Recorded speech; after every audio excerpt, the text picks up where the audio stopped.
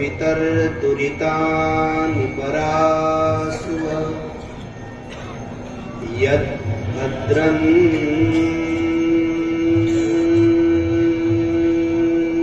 तं नासुव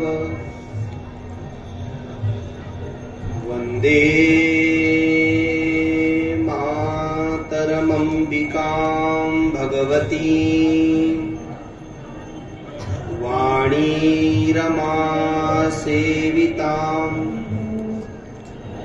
कल्याणीं कमनीयकल्पलतिकां कैवल्यनाथप्रियां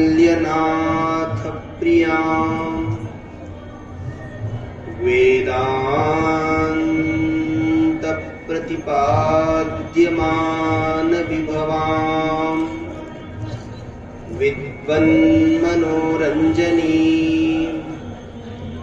श्रीचक्राङ्कितरत्नपीठनिलयां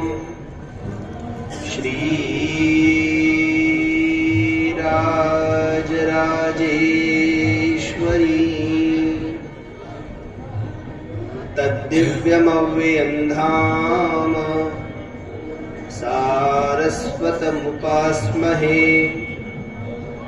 यत्प्रसादात् प्रलीयन्ते मोहान्धतमसच्चटा नमोऽस्तु रामाय सलक्ष्मणाय देव्यै च तस्यै जनकात्मजायै नमोऽस्तु रुद्रेन्द्रयमानिलेभ्यो नमोऽस्तु चन्द्रार्कमरुद्गणेभ्यः ॐ नमः श्री परमहंस स्वादितचरणकमलचिन्मकरन्दाय भक्तजनमानस निवासाय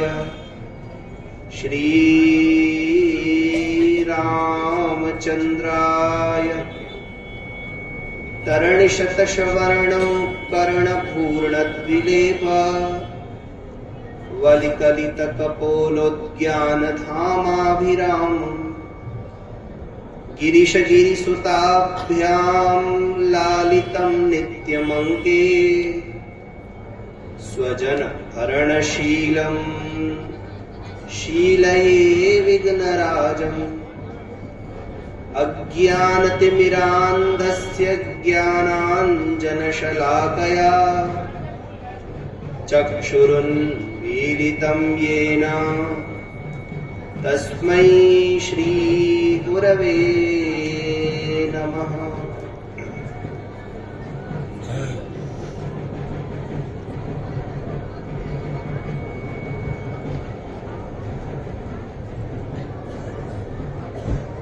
ज्ञान ग्रंथों में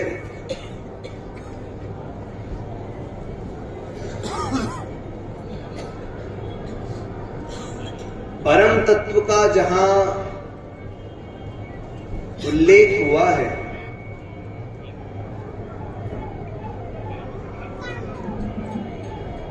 उन्होंने कहा कि संसार में सब परम तत्व ही है।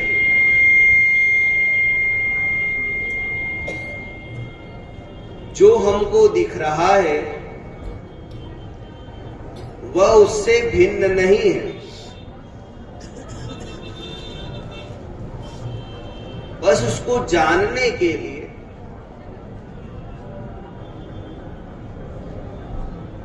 हमको उस परम तत्व को लक्षित करना। इसीलिए भागवत ने कहा सत्यव्रतम,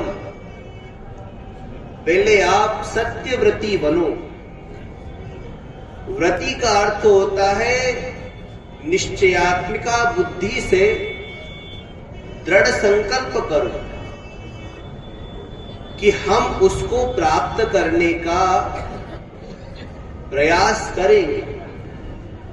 उसको प्राप्त करने वाला जो साधन है, उस सत साधन को अपने जीवन में अपनाएंगे। इसीलिए सबसे पहले व्रती होना, निश्चय करना। जैसे हम निश्चय करते हैं कि हम एकादशी का व्रत करेंगे, तो एकादशी का व्रत करने का मतलब ये नहीं कि कई प्रकार के पकवान बना करके एकादशी का व्रत करें। आज के दिन हम ये कार्य नहीं करेंगे और भगवान का भजन करेंगे, क्योंकि हम रोज तो नहीं कर सकते, तो कम से कम 15 दिन में एक दिन तो हम करें। तो आज हम या तो मौन रहेंगे, कम बोलेंगे, जितना हो सके भगवान का नाम स्मरण करेंगे। हम रोज नहीं कर सकते, पर उस दिन हम यही काम करेंगे और कुछ नहीं करेंगे। ये जो आपका संकल्प है, उसी का नाम व्रत है। व्रत का मतलब ये नहीं कि मोदक बना लिया और खिचड़ी बना ली और आलू बना लिए और उस स्वामी नारायण वालों की जो आटे आते हैं, अच्छा उसकी पूड़ी, रोटी, पराठे, कचौरी। नहीं, ये नहीं। ये तो शरीर का पोषण है, आत्मा का पोषण इससे नहीं होगा। आत्मा तो सकारात्मक ऊर्जा से, आत्मा तो ईश्वरीय चिंतन से, भगवतीय भजन से पुष्टित होगी। उसको संबल तब मिलेगा जब आपका भजन पटे। उस दिन आपने संकल्प किया कि आज हम अल्पाहार लेंगे, जिससे शरीर का निर्वहन हो सके, और ज्यादा से ज्यादा भगवान नाम जप करेंगे, पाठ करेंगे, मौन रहे। ये आपने व्रत किया, संकल्प लिया। ये संकल्प ईश्वर युक्त होने से, शास्त्रीय होने से सत्य हो। इसलिए भागवतकार ने कहा सत्य व्रतम, आप सत्यव्रती बनो, उस लक्ष्य को जानने वाले बनो, और उस लक्ष्य को हमको जानना है, वहां तक पहुंचना है। कई बार क्या होता है, हम कोई भी कार्य प्रारंभ करते हैं तो पहले ही नेगेटिव हो जाता है, नकारात्मकता आ जाती है, पहले ही संदेह हो जाता है काम होगा कि नहीं।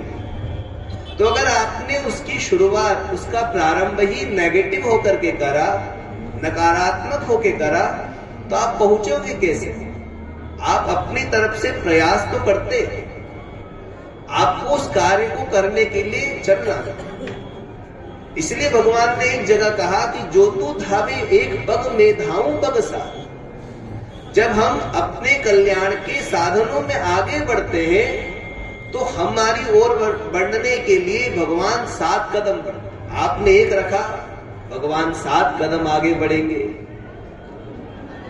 और आप ये हमेशा ध्यान रखिए कि जब आप अपने लक्ष्य को प्राप्त करने के लिए चलते हैं, तो जैसे जैसे चलते हैं लक्ष्य नजदीक होता जाता है, दूर नहीं। आप घर से निकले और जैसे ही आपने लक्ष्य को संकल्प दृढ़ हुआ, आप वहां तक पहुंचोगे। इसलिए पहले संकल्प में दृढ़ता चाहिए। इसलिए हमारे यहाँ शास्त्रकारों ने कहा कि उस दीप को, उस आत्म ज्योति को, उस परमेश्वर को प्राप्त करने के लिए पहले आप सत्यव्रती बनो, सत्यव्रतम। और वही सत्य है। सत्य माने ईश्वर, सत्य माने ज्ञान। वो अत्यंत नजदीक होकर के भी नहीं दिख रहा। आप काजल लगाते हो आंखों में, कितना नजदीक होता है आंख के, बिल्कुल आंख ज्योति के अत्यंत नजदीक यदि कोई है, तो आपकी प्रिय व्यक्ति से भी ज्यादा तो काजल ही है। काजल बिल्कुल पलकों में लगा हुआ है, फिर भी आप अपनी आंख से अपने काजल को नहीं देख सकते। कहां देख पा रहे? अत्यंत नजदीक होकर के भी आप उसको देख नहीं पा रहे।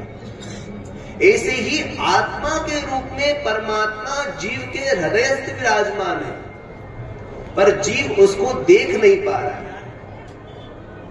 और वो ही दिव्य प्रकाश जो आत्म ज्योति बना हुआ हमारे अंदर है, वही रोम रोम छिद्र से बाहर जा रहा है। शास्त्र ने कहा नाना छिद्र घटोदर स्थित महादीप प्रभाभास्वर। कोई एक प्रज्वलित दीपक हो, जलता हुआ दीपक हो, और कई छिद्र का मटके, मिट्टी का मटका हो, घड़ा हो, और उसको उल्टा करके यदि आप उस दीपक के ऊपर रख देते हैं तो जितने छिद्र है प्रत्येक छिद्र से वो प्रकाश बाहर जाता है। विचार में तो ऐसा लगता है कि, देखने में तो ऐसा लगता है कि कई है प्रकाश, हम गिन सकते हैं 1 2 3 4, पर जब विचार की धरातल पर हम देखते हैं तो वो एक ही होता है। वो एक ही प्रकाश नाना छिद्रों से बाहर जा रहा है। आत्म ज्योति के रूप में जो दिव्य ज्ञान हमारे अंदर विराजमान है, आत्म स्वरूप परमेश्वर है, हृदयस्थ जनार्दन, वो हृदय के अंदर ही है, और वो ही दिव्य प्रकाश बन करके आंखों से, कान से, जिह्वा से, ये छिद्र छिद्र से बाहर जा रहा है, और उसका जीव को बोध नहीं हो पाता, क्योंकि उसकी ओर वो कभी अभिमुख नहीं है। कबीर ने एक बात कही है, पानी में मीन प्यासी, वह रह रहे आवे हासी। मछली पानी में रह करके भी प्यासी ही होती है, कारण क्योंकि वो अंदर रह करके उस पानी का आस्वादन नहीं करता, और जब बाहर आकर के उलटती है तब पानी उसके मुंह में जाता है। जब जीव अंतर्मुखी होता है, अंतर्मुखी होने का मतलब है दृढ़ संकल्पित होता है, मुझे अब मेरा कल्याण करना है, भगवान को प्राप्त करना है, ऐसा संकल्प उसके हृदय में आते ही भगवान उसके हृदय के जन्मांतरीय जो पाप राशि है उसका विनाश करना प्रारंभ करते हैं। और हृदयस्थ परमात्मा को जानने के लिए जब आप संकल्पी होते हो तो शास्त्र ने कहा उसको लाभ होता है। लाभस्तेषाम जयस्तेषाम कुतस्तेषाम पराजय एषाम इंदी वरस्यामो हृदयस्थ जनार्दन। इसीलिए भागवतकार ने कहा कि सबसे पहले आप सत्यव्रती बनो, संकल्प को दृढ़ करो। हमारे संकल्प होते ही हैं, और हम कोई भी संकल्प लेते हैं उसमें हमें ज्ञान हो चाहे ना हो, पर हमारे संकल्प क्षण प्रतिक्षण हो रहे हैं जिसका हमको बोध ही नहीं होता। आपके अंदर जो इच्छाएं हो रही है ये संकल्प ही है, और वो दृढ़ता लघु होने के कारण आपको पता नहीं चलती, पर कार्य करवा रही होती है। आपके अंदर इच्छा हुई कि चलो कुंभ में स्नान करने चले, ये आपके अंदर का संकल्प है, और वो संकल्प दृढ़ हुआ तो आप आ गए। और डामाडोल होता तो फिर सोचते अरे भीड़ बहुत है, जाए कि नहीं जाए, ठंडा मौसम होगा, व्यवस्था होगी कि नहीं होगी, कई चीजें आएगी, मन में कई प्रकार की बातें आती हैं। अगर आप दृढ़ी होते तो पहुंच जाते। और अच्छे कार्यों में विघ्न आते ही है, श्रेयांसी बहु विघ्नानी। शास्त्र ने तो कहा कि जब प्राणी अपने कल्याण के लिए खड़ा होता है, जैसे ही खड़ा होता है, अनेक जन्मों के पाप राशि उसको उसमें बाधक बनने के लिए तैयार होता है। इसीलिए कोई कार्य निर्विघ्न हो जाए, उसमें विघ्न ना आए, इसके लिए हमारे यहाँ शास्त्रकारों ने कहा कि उसका श्री गणेश करो, भगवान गणपति का स्मरण करो, देव स्मरण करो, ताकि आप जिस कार्य के लिए जा रहे हो, जिस दृढ़ता से आप अपने लक्ष्य की ओर बढ़ रहे हो, वो निर्विघ्न हो। पर सबसे पहले हमको संकल्पित होना पड़ता है, दृढ़ निश्चय करना पड़ता है। और यदि आपका निश्चय दृढ़ है, विश्वास में दृढ़ता है, देखो संकल्प में भी विश्वास होना चाहिए। अगर आपका संकल्प में विश्वास है, मार्ग में विश्वास है, शास्त्र में विश्वास है, गुरु वचनों में विश्वास है, माता पिता के प्रति आपका विश्वास है, तो वो विश्वास आपको ईश्वर तक पहुंचाने में सहयोगी बनेगा। माता पिता की आराधना से भगवत प्राप्ति हो जाएगी। अगर ये विश्वास आपका दृढ़ हो गया तो स्वयं भगवान आपके घर आ गए। कल ही मैं प्रवचन में बता रहा था कि वो पंढरपुर पहुंच गए इसी भावना से था, क्योंकि उसने अपने माता पिता को ही भगवान मान लिया। सबरी ने अपने गुरु को ही भगवान माना और गुरु वचनों में विश्वास था तो भगवान स्वयं उसके पास आ गए। दो वस्तुएं होती है, दो तरीके होते हैं, साधन होते हैं। एक तो स्वयं जाना और एक आपके कोई आए। एक आप किसी के पास जाओ और एक आपके पास कोई आए तो अंतर होता है। श्रेष्ठता तो वो होती है कि कोई अपने पास आए, हमको जाना ना पड़े। एक आप भगवान के घर जाते हो और एक भगवान आपके स्वयं के घर आए। कोई कहियो रे प्रभु आवन की मन भावन की। मीरा का कितना सुंदर भाव कि कोई जीवन में ये कहे कि आपके घर भगवान आने वाले हैं। प्रभु आएंगे कैसे? वो शास्त्रीय विधा से आएंगे और विश्वास से आएंगे। अगर आपका विश्वास दृढ़ है तो खंबे में से भी भगवान प्रकट हो जाएंगे। नरसिंह बते पति खंबन में, पर ताड़न को प्रहलाद का। वैसी हमारे अंदर दृढ़ता चाहिए, विश्वास चाहिए कि हाँ यहां भगवान ने जब माता सबरी को नवदा भक्ति का उपदेश दिया तो उसमें भगवान ने कहा कि अगर आपको गुरु ने मंत्र दिया, कोई साधन बताया है, शास्त्र ने आपके कल्याण के लिए कोई साधन बताया है, तो माता सबरी आप उसको विश्वास पूर्वक करो। उन्होंने कहा यदि आप मंत्र का जब विश्वास पूर्वक करती हो तो ये मंत्र आपके लिए मुक्ति का साधन बन जाएगा। मंत्र जाप मम दृढ़ विश्वासा, पंचम भजन सो वेद प्रकाश। हमारे अंदर विश्वास होना चाहिए। हम जिस संकल्प को लेकर के आगे बढ़ रहे हैं उसमें दृढ़ता और उसमें विश्वास चाहिए। आप अभी सब जगह लोग मुंडन करवा रहे हैं तो वो अभी तो शास्त्र और शस्त्र देखने को मिल रहे हैं, तो शस्त्र तो वही मिल रहे हैं। अब वो नाई का शस्त्र ही है। अब वो आपका मुंडन कर रहा है, ऐसे करवाना चाहिए। शास्त्र का विधान है कि यहां आए हो तो मुंडन जरूर करवाना चाहिए। देखो सारे पापों का वास ये बाल में होता है और इसमें क्या लोग करना 6-7 महीने में फिर आ जाएंगे। ये तो घर की खेती है। और अगर ज्यादा बड़े रहे ना तो गंदगी रहेगी और नहाने में भी तकलीफ होगी। और यूं रहे तो एक ही लोटा सीधे नीचे तक पानी गंगे हर एक ही बार में, पोछने का भी कुछ नहीं। शास्त्र ने कहा करवाना चाहिए। गया में पिंड और प्रयाग में मुंड होना चाहिए। और अभी आप लोग वहां जाते हो उसके पास में, हम भी गए थे। हमने सोचा गंगा किनारे करने का विधान है तो वही करवाया गंगा किनारे। वहां बैठ करके वो जब आपका मुंडन कर रहा है तो वो उसके कितनी तेज धार है। मुंडन भी कर रहा है, आपकी दाढ़ी भी बना रहा है, मूछ भी बना रहा है, गले तक ले जा रहा है। पर आपको ये विश्वास है ना कि बाल काटेगा, गला नहीं। ये तो नॉर्मल बात है, इतना तो आपको विश्वास है।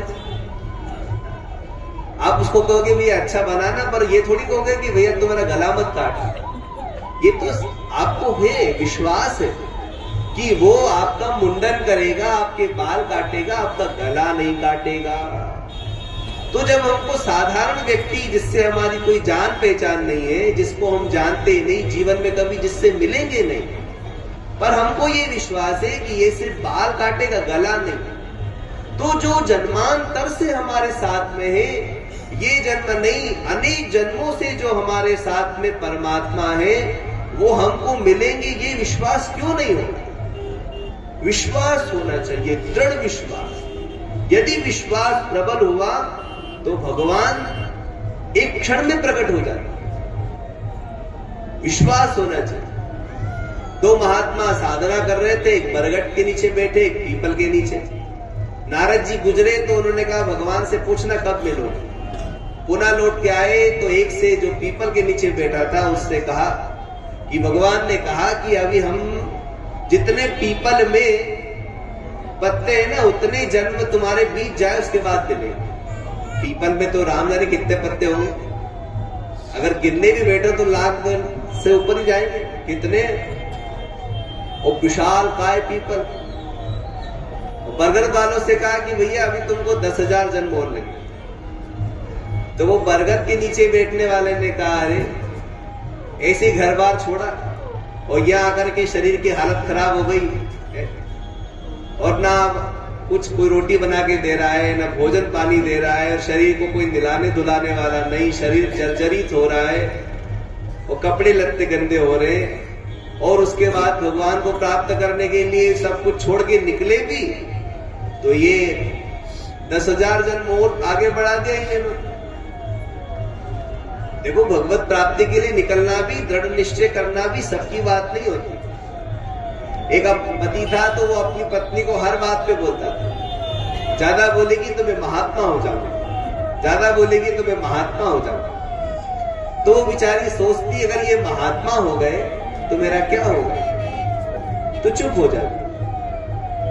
पर जब बार बार उसने सुना तो एक दिन उसने कहा, जो घर छोड़े घर मिले तो घर छोड़ो पंथ, घर छोड़े घर घर फिरहूं तो न जाइए अंत। इसका मतलब है कि अगर ये घर छोड़ के सीधे ही भगवान का धाम मिले, भगवत प्रेम मिल जाए, भगवत ज्ञान मिल जाए, भगवत बहुत आराधना मिल जाए, तब तो खुशी खुशी जाओ। और घर छोड़ के भी घर घर ही घूमना है तो अपने घर में रह गई गरम रोटी तो मिल ही रही है, यही। और जब उन्होंने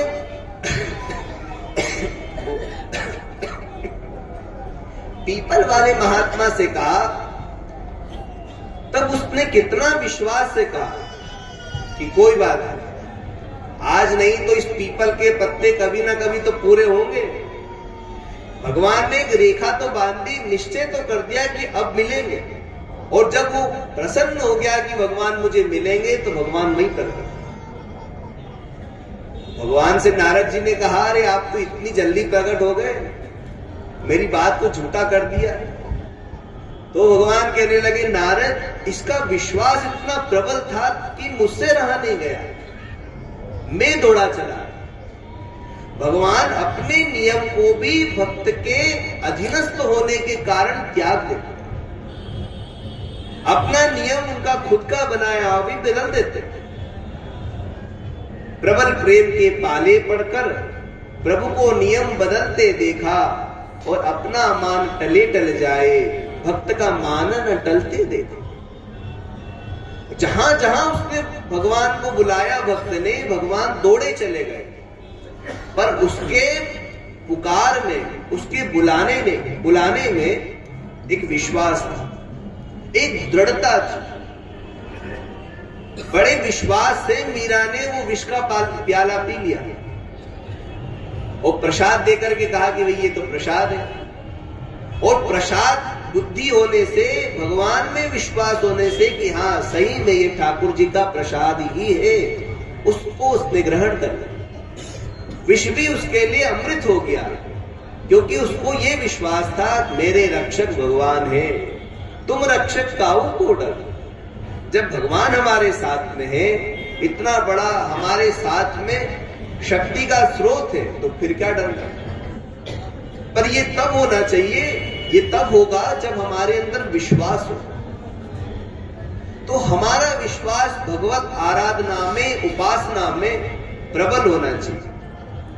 और प्रबल ये होना चाहिए कि हम जिस परमात्मा का भजन कर रहे हैं, जिस इष्ट का चिंतन कर रहे हैं, वो भगवान सर्वव्यापी है, सब जगह है। ऐसी कोई जगह नहीं है जहां उनकी उपस्थिति ना हो। हर काल में, हर देश में, हर वस्तु में भगवान विद्यमान है। मिट्टी से कुमार घड़ा बनाता है, मिट्टी से कुमार घोड़ा बनाता है, ऊंट बनाता है, गाय बनाता है, भगवान का दिव्य विग्रह बनाता है। भगवान का जो दिव्य विग्रह बनाया, तो उसमें जो उनके हाथ दिख रहे हैं, कान दिख रहे हैं, नाक दिख रही है, आंख दिख रही है, वो अलग अलग नहीं है। सब में मिट्टी ही है। और आप यदि मिट्टी के प्रतिमा को देख रहे हो तो बोल रहे हो वो मिट्टी है, देख रहे हो वो मिट्टी है, छू रहे हो वो भी मिट्टी ही है। ऐसे ही संपूर्ण जगत परमात्मा से बना होने के कारण संपूर्ण जगत में परमात्मा ही विद्यमान है। भगवान एक कोई देश काल में नहीं है, सर्वत्र है। आकाशवत् सर्वगतश्च नित्यम। उपनिषदों ने कहा कि कोई सी भी जगह चले जाओ आपको एक वस्तु सदैव मिलेगी, वो है आकाश। आप यहाँ प्रयागराज में ऊपर देखो आकाश, इंदौर चले जाओ और महाजन जी की छत पे खड़े होके देखो तो भी आकाश, पवन भैया की छत पे से खड़े होके देखो तो आकाश, काशी चले जाओ वहां से देखो तो आकाश, गंगा के मध्य संगम में देखो तो भी ऊपर आकाश दिखेगा, और लंदन चले जाओ तब भी आकाश दिखेगा, अमेरिका चले जाओ तब भी आकाश दिखेगा, और इस पृथ्वी को छोड़कर के ऊपर दूसरे लोक में चले जाओ, सूर्यमंडल में, चंद्र लोक में, वहां भी आकाश। सब जगह जो समान रूप से वो आकाश सर्वत्र है। परमात्मा सर्वत्र है। और जिसके मन में ये भाव आ गया कि परमात्मा सर्वत्र है, सो अनन्य जाके मतिन टरे हनुमंत में सेवक सचराचर रूप स्वामी भगवंत। इस चराचर जगत में मेरे परमात्मा विद्यमान है, मेरे इष्ट विद्यमान है, सर्वत्र वही है। अब उनका जब वो सर्वत्र है तो आप कहीं भी चले जाओ, डरने की कोई जरूरत ही नहीं, भयभीत होने की कोई आवश्यकता नहीं है। और सर्वत्र है तो आपको देख रहे कि नहीं? अरे आप दुनिया को देखो चाहे नहीं देखो, पर दुनिया तो सैटेलाइट से आपको देख ही रही है। तो साधारण मरणासन्न व्यक्ति के बनाया हुआ सैटेलाइट जब पूरी दुनिया को देख रहा है, तो वो अविनाशी परमात्मा जिसके अनंतानंत नेत्र है, वो हमको देख रहा कि नहीं? एक गुरुजी थे तो उनके पास में दो लोग शिष्य बनने के लिए आए, तो गुरुजी ने दोनों को कबूतर उठा के दे दिया कि इसको ऐसी जगह मार के लाओ जहां कोई ना देखता। तो एक झट पीछे गया और उसने मार दिया, आगे एक गया तो उसको कोई जगह नहीं मिली। उसने सोचा है तो गुरुजी का आश्रम में पता नहीं कोई देख रहा होगा, तो अपने घर चला गया। घर के लोग देख रहे थे तो कमरे में चला गया, लाइट थी तो बंद कर दिया तो खुद देखने लगा कि मैं तो जान ही रहा हूं, चाहे और जाने चाहे नहीं जाने, मेरे को तो ज्ञान हो ही रहा है। आंखें बंद कर ली कि मुझे भी पता नहीं चले। तब अंदर से ज्ञान प्रकट हुआ कि हम जाने चाहे नहीं जाने, परंतु सर्वव्यापी परमात्मा तो जान ही रहा है, वो तो देख ही रहा है। हमारी दृष्टि ओझल हो सकती है, परंतु परमात्मा की दृष्टि से कोई ओझल नहीं हो सकती। हमारी दृष्टि की तो एक गति है, परंतु परमात्मा की दृष्टि तो अबाध है, उनकी दृष्टि बाधित नहीं है। वो आया और उसने कबूतर को गुरुजी के चरणों में छोड़ दिया, कहा मैं इसको मार नहीं सकता। गुरुजी ने पहले वाले को भगा दिया कि तू तो जा, तू शिष्य बनने लायक नहीं है। यही है, क्योंकि इसके अंदर वो भगवतीय भाव है। जिसका ये भजन करना चाहता है उसको सर्वत्र देख रहा है। तो सर्वव्यापी है परमात्मा, ऐसी कोई जगह नहीं है जहां उनकी उपस्थिति ना हो, जहां वो ना हो, सब जगह है। और सर्वत्र व्यापी परमात्मा को प्राप्त करने के लिए आपको दृढ़ संकल्पी होना पड़ेगा। जब आप कोई साधना उपासना कर रहे हो तो प्यारे ये ध्यान रखो, भगवान आपको देख रहे हैं, भगवान आपके साक्षी है, इसलिए अन्य साक्षी की आवश्यकता नहीं है।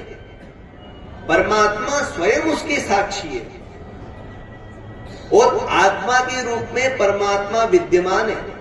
जब हम ऊपर जाएंगे तब तो कुछ जाने वाला नहीं है।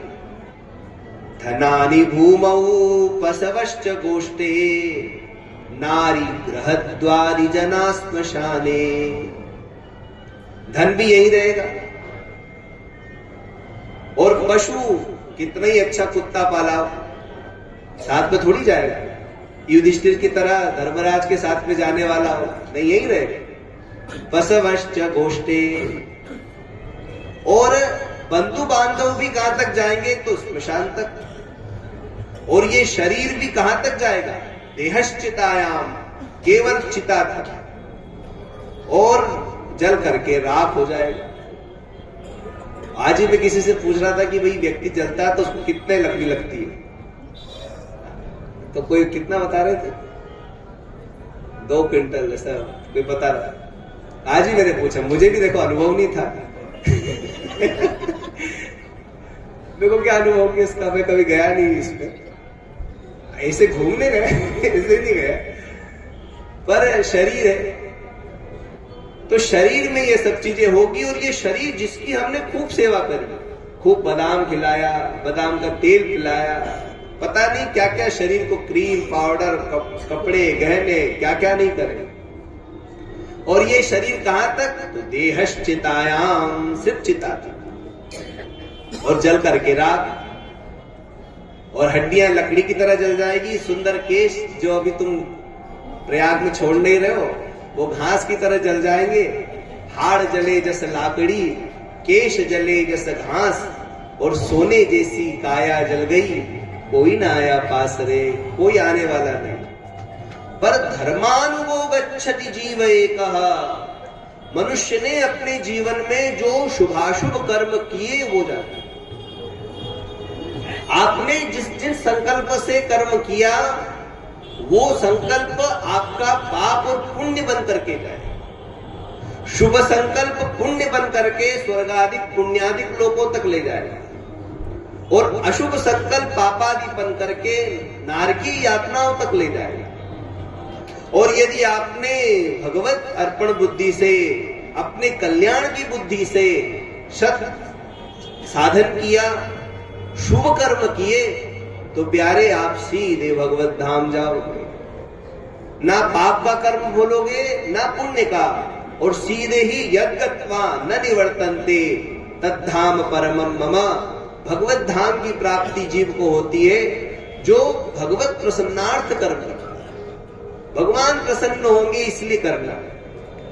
मालपुआ हमको अच्छा लगता है इसलिए बना के नहीं खिलाना, मालपुए का भोग भगवान को बड़ा प्रिय है इसलिए, खीर का भोग भगवान को बड़ा प्रिय है। ठंडी चल रही है तो उन्होंने कहा भैया तिल्ली के लड्डू का भोग भगवान को लगा। प्रसाद बुद्धि से स्वयं ग्रहण करो वो अलग बात है, वो प्रसाद बुद्धि से यदि आपने ग्रहण किया तो वो प्रसाद होने के कारण आपके अंतःकरण को शुद्ध ही करेगा। शरीर तो रिष्ट पुष्ट वैसे ही होगा, परंतु आत्मबुद्धि में दिव्यता आएगी। आपके अंदर वो प्रसाद बुद्धि से गया तो आपके अंदर प्रसन्नता का संचार करेगा और दुखों का नाश करेगा। और केवल हमको खाना है इस भाव से आपने बनाया तो बंधन का। भगवान कहाँ निवास करते हैं, जो भगवत प्रीत्यर्थ कर्म करता है ऐसे के हृदय में भगवान निवास करते। तुम ही निवेदित भोजन करेंगे, भगवान को निवेदन करके यदि आपने प्रसाद ग्रहण किया तो वो प्रसाद आपके लिए सुख रूप हो, आप भगवान प्रसन्न होंगे। इस भाव से तीर्थ में आए तो चरण राम तीर्थ चली जाई, राम कृष्ण तिनके मन माही, ऐसे के हृदय में भगवान निवास करते। बस भगवान की प्रसन्नता के लिए और भगवान को हमको पाना है, इस भावना से जब हम शुभ कर्म करते हैं, दृढ़ संकल्प होकर के करते हैं और विश्वास पूर्वक करते हैं, तो वो कर्म हमारे लिए आत्म कल्याण का साधन होने के कारण सुख स्वरूप हो जाता है, शांत स्वरूप हो जाता है और आनंददायक बन जाता है। तो आज इतना ही, और अपने प्रवचन को हम विराम की ओर ले जाते हैं। श्री राम जय।